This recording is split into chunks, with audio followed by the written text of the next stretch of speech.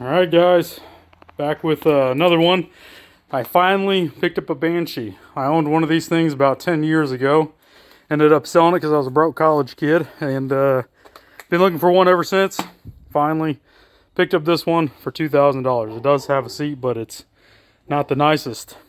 This thing is interestingly rough.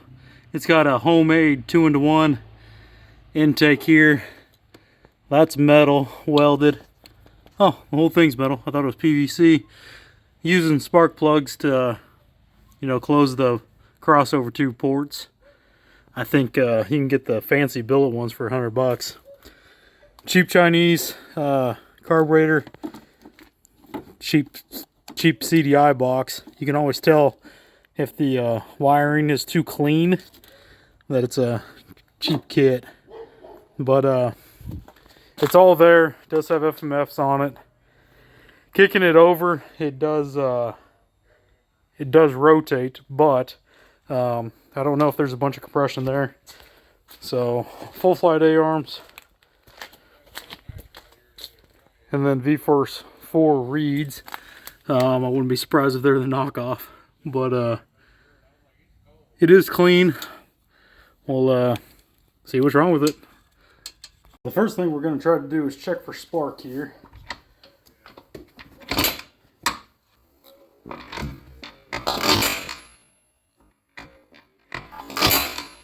Oh yeah, plenty of spark. That's concerning. I was really hoping it wouldn't have spark. A little better shot at this craftsmanship here. Why even just get one throttle cable when you can just run the OE, one auto light, one NGK, because, well, one NGK and one auto light. So at least they're being consistent.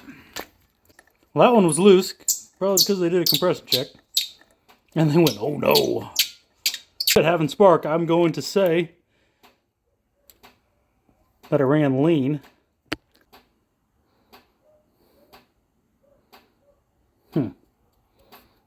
Okay. Just let's not shock myself. Finger hole compression test here.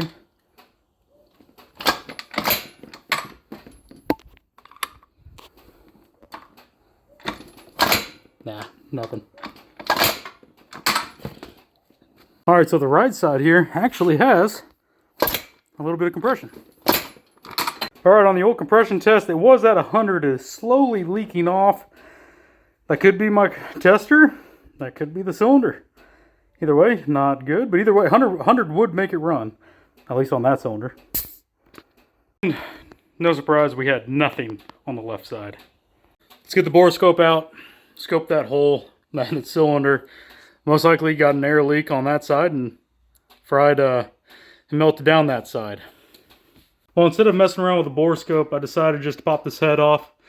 Those should all be 12s. They're not. Alright, and survey says, now that's the left, that's the right. And let me clean it up. Alright, so that's the left, that's the right. It had pitting at one time. It could be, that's not really pre-detonation. That's probably a top end that blew a while back. Now this one, see the color difference? So this one and all that damage, that's from getting hot and melting, which was due to running lean, most likely from a vacuum leak. Looking at this setup, did copper spray the gasket, so I would assume this was a quote-unquote fresh build. Left, right. So that one had about 100 pounds of compression. That one, yeah. I mean, cylinders aren't too bad. I mean, scoring there. Could probably be bored out. Let's,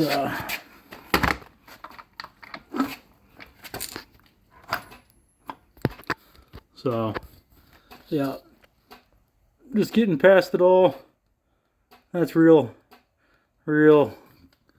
clean. Shoot, that one had scoring too. Right there.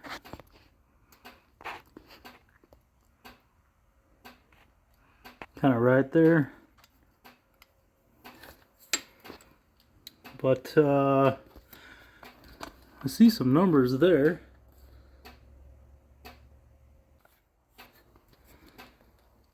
C0015. Looking at this bike, those are probably like YAMAHA pistons. The black almost makes it look like they're OE. Maybe they just threw YAMAHA pistons in it. Well, that one comes up all the way. Is that one coming up? Why is that one short? See, that's as far as that one's coming up. That one's coming up to the top. They put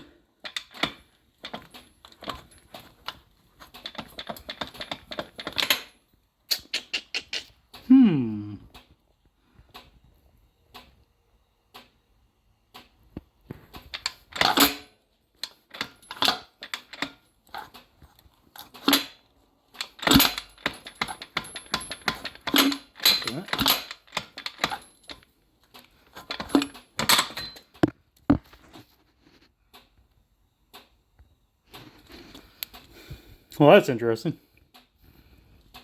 Well, reached out to old Banshee HQ and asked about the piston height difference, and I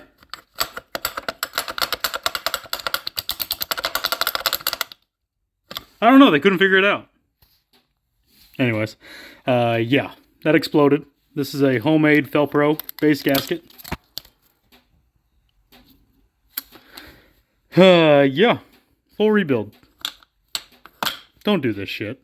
You can get away with some homemade rigging on small engine 4-strokes. But, yeah. Not so much with 2-strokes. Let alone a Banshee. Don't do it. That's where this video will end. When will I get back to this thing? I have no idea.